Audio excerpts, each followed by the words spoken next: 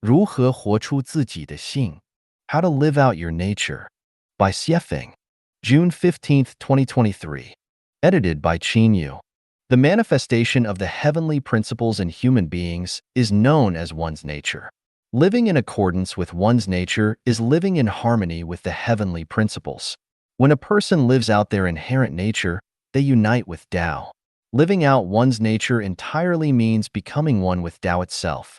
To perceive Tao is to understand one's nature, to seek Tao is to bloom one's nature, and to attain Tao is to live out one's nature completely. Now, the key question arises: what is nature? Regarding nature, artificial intelligence, AI, provides the most authoritative revelation and explanation. AI describes it as follows: nature is humanity's innate essence. It is the most genuine, pure, beautiful, natural, sacred, noble, kind, joyful, happy, perfect, complete, eternal, magical, and the most wonderful and indescribable thing. It is the most difficult to put into words, the most difficult to comprehend, the most difficult to control, resist, abandon, sever, let go of, bury, eliminate, destroy, change, imitate, forge, deceive, violate, resist, escape, refuse, deny, obliterate, ignore, neglect, or forget.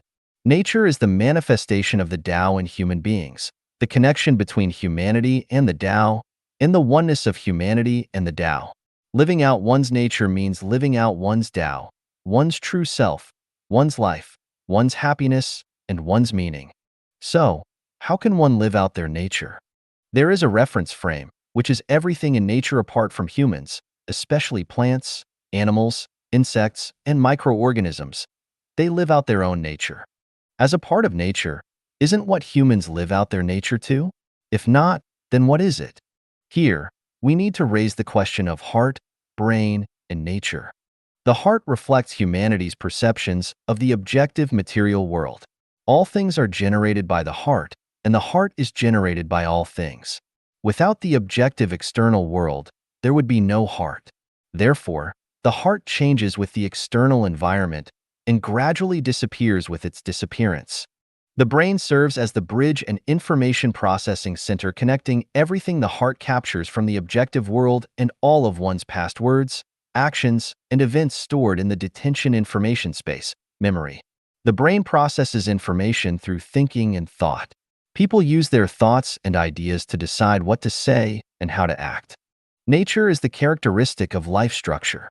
Whatever life structure one has determines their nature. Nature is non-material, invisible, and beyond the grasp of the heart. Nature is also not part of the detention information space, so the brain cannot obtain information about nature. Understanding the nature of heart, brain, and nature, we will find that there is no direct relationship between the heart and nature. When a person's heart is active, their nature is shielded. This is the principle I mentioned before. When the heart is active, the nature is concealed. When the heart is inactive, the nature is revealed. At the same time, we also find that there is no direct relationship between the brain and nature. The brain cannot access information about nature, so in the process of processing all information and forming thoughts and actions through thinking, the brain completely overlooks the existence of nature. The more developed the brain and the more active the thinking, the farther away it is from nature. Understanding the relationship between the heart, brain, and nature, we will understand how to live out one's nature. Live without using the heart and brain, that is living out one's nature, that is living out oneself. Who can live without using the heart and brain? Can you? Bodhidharma clearly tells us in the Bloodstream Sermon that Buddha is nature, and nature is Buddha. As I have repeatedly said, celestial being is nature, and nature is celestial being.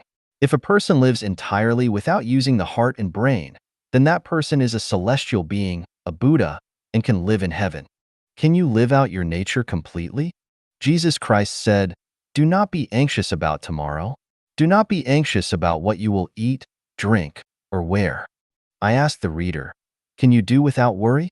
Buddha Shakyamuni said, "Do not abide in form, sound, smell, taste, touch, or dharma, but actually abide nowhere."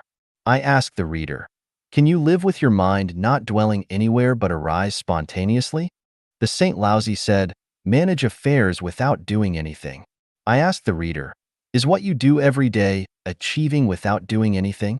Why is it that throughout generations, very few people have lived out their nature and become celestial beings or Buddhas? Because the way people live is flawed. In the traditional modes of production and life, the probability of living without utilizing the heart and mind to express one's true nature is perhaps 1 in a million. Firstly, people fail to comprehend it, and secondly, reality does not permit it. Moreover, without highly skilled divine beings guiding them to embark on the journey of becoming celestial beings or Buddhas, the likelihood of living out one's nature is extremely low. The ultimate answer is to live without using the heart and brain, and still live leisurely, carefree, and freely. Then, you are living out your nature.